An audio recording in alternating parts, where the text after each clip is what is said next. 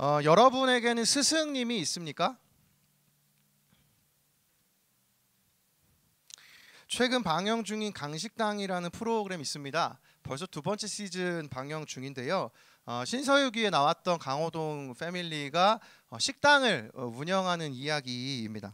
근데 개인적으로 요리와 전혀 연관이 없던 강호동 씨가 요리 프로그램을 한다고 하니까 사실 개인적으로는 좀 이게 잘 매칭이 되지 않았습니다.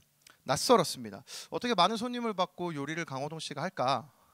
그런데 강호동 씨에게는 스승님이 있었습니다. 이제 막 유튜브 개설한 지 12일밖에 되지 않았지만 177만 명의 유튜브 구독자를 만들어낸 백종원 씨가 바로 그 강호동 씨의 스승이었던 것이죠. 그래서 요리의 천재인 이 백종원 씨의 요리 실력을 담기 위해서 강호동과 그 패밀리는 그의 제자가 됩니다. 사실 저에게도 요리의 스승은 백종원 씨입니다. 백종원 씨가 TV에 나오기 시작하면서 많은 레시피가 존재했고 저 또한 온라인으로 백종원 레시피를 가지고 볶음라면도 해먹고 김치찌개도 해먹고 신나게 맛있게 스테이크도 해먹고 제 요리의 스승이 바로 백종원 씨가 되었다는 것이죠. 그런데 여기서 한 가지 스승님에게 어떤 가르침을 배우기 위해서는 제자가 해야 할 것이 한 가지가 있습니다. 그것은 스승님을 찾아가는 것입니다. 그래서 강호동 패밀리도 이 백종원 씨를 찾아가서 요리하는 법을 배우게 되죠. 오프라인에서 만나서 실제 그 어떠한 사람과 시간을 보내고 그분으로부터 함께하는 그 시간 자체가 우리에게는 배움이 되는 것을 참 많이 경험합니다. 그래서 청년의 시절 멘토 유튜브로도 이제 많이 볼 수 있지만 직접 가서 만나고 싶고 그분의 강의를 직접 듣고 싶고 함께 한 공간에서 호흡하는 것, 또 내 어떤 전공 분야에서 선배들 우리가 직접 보고 만나고 싶은 이유들, 그 모든 것들은 함께하는 그 시간이 우리로 하여금 분명 배우게 하는 것이 있기 때문입니다. 여기서 저희는 제자가 스승을 닮아가기 위해서 온라인이든 오프라인이든 우리가 반드시 그 스승을 닮기 위해 해야 하는 것을 깨닫습니다. 그건 그 스승과 내가 함께 시간을 보내는 것입니다. 저에게도 아까 말씀드린 대로 백종원 씨가 저에게 좋은 스승님이시죠. 요리를 하고 싶을 때마다 유튜브 틀어놓고 그분이 요리하시는 강의 혹은 TV 프로그램에서 막 가르쳐 주시는 거 보다 보면 그 중에 내가 그냥 있다 치고 듣다 보면 저도 그분의 제자가 되는 것 아닙니까?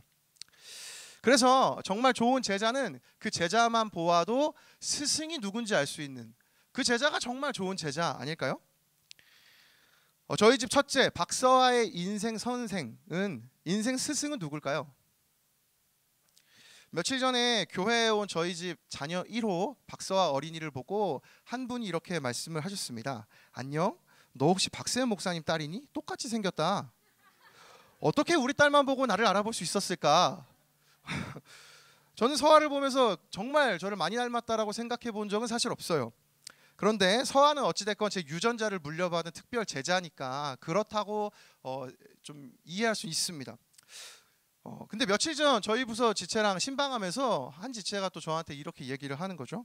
목사님, 사모님이랑 목사님이 너무 닮으셔서 놀랐어요. 저도 놀랐어요. 아내를 만난 이후 단 한 번도 닮았다고 생각해 본 적이 없었는데 저랑 아내가 닮았다는 거죠. 저는 여전히 그 신념이 있습니다. 나와 아내는 다르게 생겼다. 그러나 요즘 들어서 그런 이야기들을 종종 듣곤 합니다. 함께 시간을 보내며 만났기 때문에 서로가 서로에게 이제 인생의 스승이 되어서 아니죠. 제가 감히 저희 아내의 스승이 될 수 없죠. 저희 가정에는 오직 스승님은 한 분, 저희 아내님이십니다. 그분과 함께 살아가며 제가 모르게 저도 모르게 그분을 닮아가는 거죠. 근데 이렇게 생각할 수 있습니다. 아, 목사님, 저는 인생의 스승이 한 명도 없었는데요. 그렇게 생각할 수 있죠. 근데 이 부분에서 달라스 밀라드라는 학자가 이렇게 하나님의 모략이라는 책에 이렇게 얘기해요. 당신을 가르치는 자는 누구인가? 당신은 누구의 제자인가? 한 가지는 분명하다. 우리는 누군가의 제자다. 인생을 사는 법을 누군가 다른 사람으로부터 배웠다. 이 법칙에 예외가 없다. 이분의 말을 근거로 다시 여러분에게 묻습니다. 여러분에게 스승님은 지금 누구십니까? 여러분이 영향받는 그 사람 누구입니까? 분명 우리는 인생을 사는 법을 다른 누군가로부터 배웁니다. 공부하는 법을 배우고요. 또 연애하는 법을 배우고요. 사회생활하는 법을 배워가죠. 따라서 우리 인생에 지금 누군가가 저와 여러분의 스승으로 존재하고 있습니다. 여러분, 그 스승이 지금 여러분에게 누구입니까? 그리고 또한 그 스승이 한 걸음 더 나아가서 정말 예수님이 맞습니까? 제자훈련 받은 제자훈련생 여러분, 여러분의 스승이 정말 하나님 맞습니까? 예수님이 스승이 되어서 예수의 제자로 살길 우리 모두는 원합니다. 그럼 저희 모두에게 반드시 필요한 것이 있습니다. 그분과 함께 시간을 보내고 그분과 함께 살아가는 것입니다. 그것이 반드시 되어야만 제자로서 스승을 닮아갈 수 있는 것이죠. 오늘 본문을 보면요, 하나님의 제자인 모세의 모습이 나타납니다. 지금 본문의 상황은 이스라엘 백성들이 애굽, 지금으로 치면 이집트란 나라에서 이제 탈출한 상황입니다. 그래서 시내산이라는 곳에서 하나님을 만나죠. 그곳에서 하나님은 이스라엘 백성들에게 한 가지를 만들라고 요구하십니다. 하나님이 너희 곁에, 내가 너희 곁에 임할 수 있는 성막이라는 것을 만들어 주어라. 그것을 만들면 하나님이 이제 그곳에 임하시겠다고 약속을 하십니다. 근데 지금 아직 그걸 만들기 전의 상황이 오늘 본문입니다.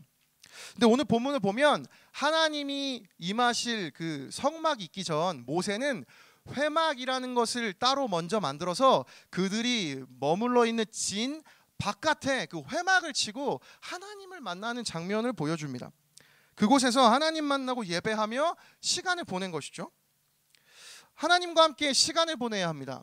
주님이 나의 스승이라면 그분과 함께 해야 합니다. 어떻게 하는 것이 하나님과 함께 하는 것일까요? 오늘 본문 9절부터 11절이 그 힌트를 보여주는데요. 우리 다시 한번 화면을 보고 말씀을 읽겠습니다. 시작. 모세가 회막에 들어갈 때에 구름 기둥이 내려 회막 문에 서며 여호와께서 모세와 말씀하시니 모든 백성이 회막 문에 구름 기둥이 서 있는 것을 보고 다 일어나 각기 장막 문에 서서 예배하며 사람이 자기의 친구와 이야기함 같이 여호와께서는 모세와 대면하여 말씀하시며 모세는 진으로 돌아오나 눈의 아들 젊은 수종자 여호수아는 회막을 떠나지 아니하니라. 이 말씀을 보면 9절에 모세가 하나님과 말씀을 나눕니다. 여호와께서 모세와 말씀하시니. 그리고 11절을 보면 그 말씀 나누시는 장면이 너무 친밀해 보이는 거죠. 사람이 자기 친구와 이야기를 나누듯이 하나님이 모세랑 노가리를 까신 것 아닙니다. 이야기를 나누신 겁니다. 여호와께서 모세와 대면하여서 친구랑 이야기하듯이 아주 친밀한 대화를 나누신 것이죠. 근데 이 모습을 본 백성들이 그 장면을 보고 보인 반응이 있습니다. 그 10절인데요. 10절에 그 백성들이 모든 백성이 회막문에 구름 기둥이 서 있는 것을 보고 다 일어나 각기 장막문에 서서 예배하며. 저희들은 여기서 한 가지 깨달을 수 있는 것이 있습니다. 하나님과 함께 시간을 보내는 것, 그것은 무엇일까? 그건 하나님을 예배하는 것입니다. 저와 여러분의 삶에 하나님을 예배하는 그 시간, 그것이 늘어갈 때마다 우리는 하나님과 함께 할 수 있다는 것입니다. 시험이 끝난 지체들이 대부분일 텐데요. 여러분 이제 주어진 여러분의 프리한 이 시간들을 한 주 동안 혹은 앞으로 다가올 신나는 그 자유의 몸, 도비 is free, 나 이제 자유됐어요. 그 자유함을 여러분 어떤 시간으로 보내실 겁니까? 누구와 보내실 것이며 어떻게 사용하실 생각이십니까? 여러분 하나님 말씀 읽고 있습니까? 여러분 주님 앞에 기도하며 하나님과 교제하고 계십니까? 그 시간이 하나님과 우리가 함께 시간을 보내는 시간입니다. 말씀을 묵상하고 기도하는 시간들이 우리에게 하나둘 들어간다면 우린 마치 제자가 스승과 함께 있으며 그분의 모든 것을 배울 수 있기 때문에 우리 또한 하나님의 모습을 닮아갈 수 있게 됩니다. 스승을 닮고 싶습니까? 스승이신 하나님을 닮고 싶다면 여러분 그 스승님을 만나십시오. 스승님을 찾아가서 그와 함께 하십시오. 그럼 반드시 우리의 삶은 그 스승의 모습을 따라서 한 걸음 한 걸음 변화되는 줄로 믿습니다. 아멘. 이 모습이요, 이 본문에서 모세에게도 있지만 여호수아에게도 있습니다. 사실 여호수아가 제 기억엔 이 출애굽기에서 거진 처음 등장하는 장면이 이 본문입니다. 여호수아는 모세의 뒤를 이어 나중에 이스라엘 백성을 이끕니다. 근데 그가 마지막에 회막에 혼자 머물죠. 거기에 머물러서 그 자리를 지킵니다. 여호수아는 거기에 머무르면서 무슨 모습들을 보았을까요?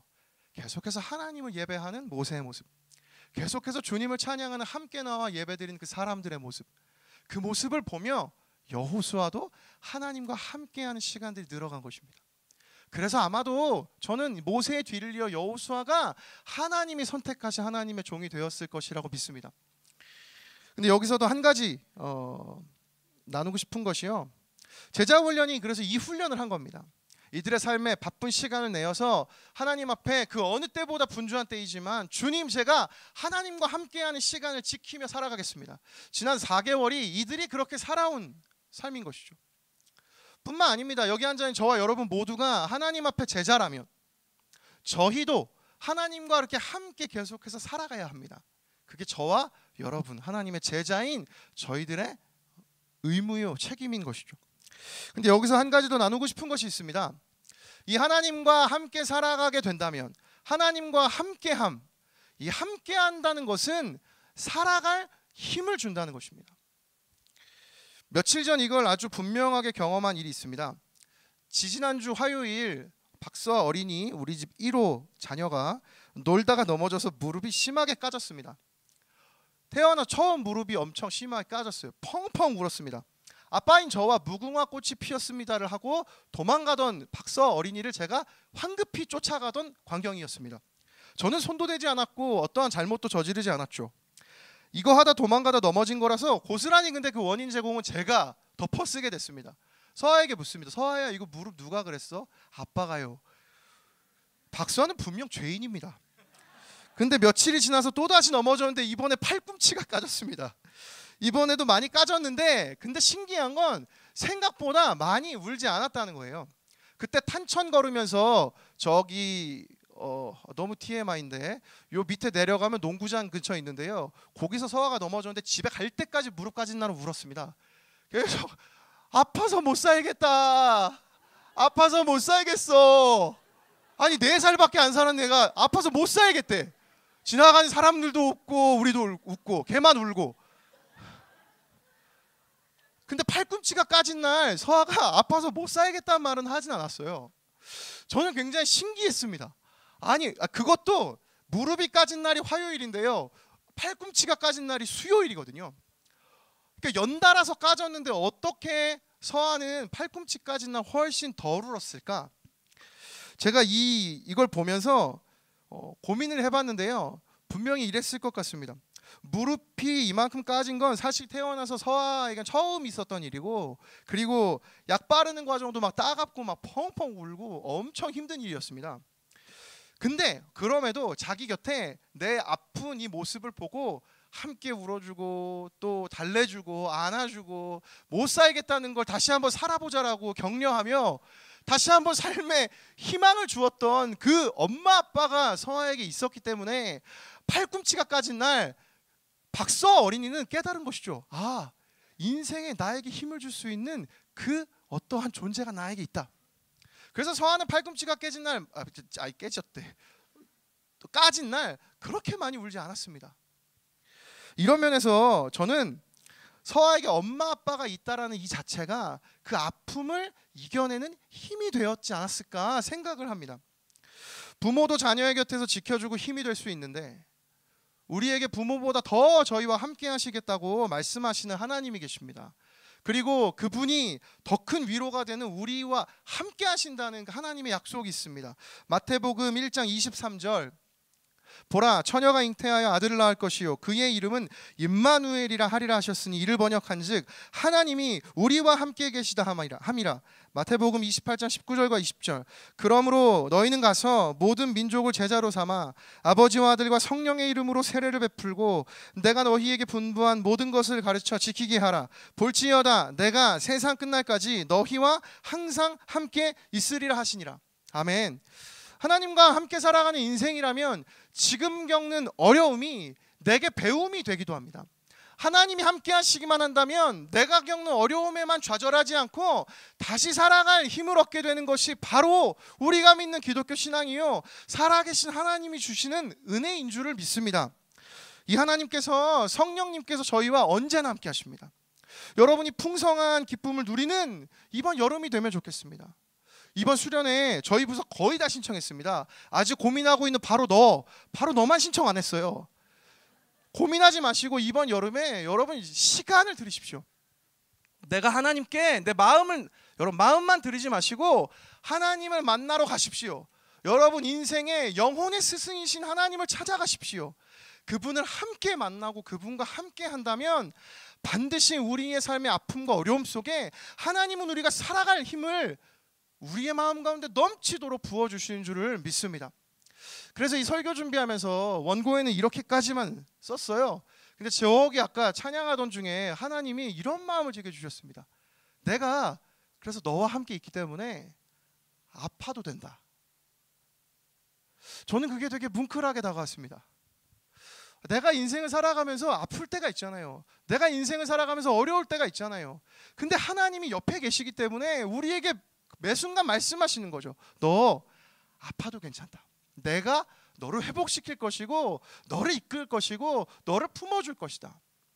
저는 이번 여름 저희들이 시간을 드리고 하나님과 함께하는 그 시간이 늘어나므로 하나님이 주신 이 위로가 우리 모두에게 충만하게 되기를 예수님의 이름으로 축복합니다. 아멘. 설교를 맺습니다. 다시 처음 했던 질문을 하고 싶어요. 여러분에게 지금 스승은 누구이십니까? 여러분의 삶에 가르침을 주고 있는 여러분의 스승은 지금 누구입니까? 그분과 여러분 함께 시간을 보내고 있습니까?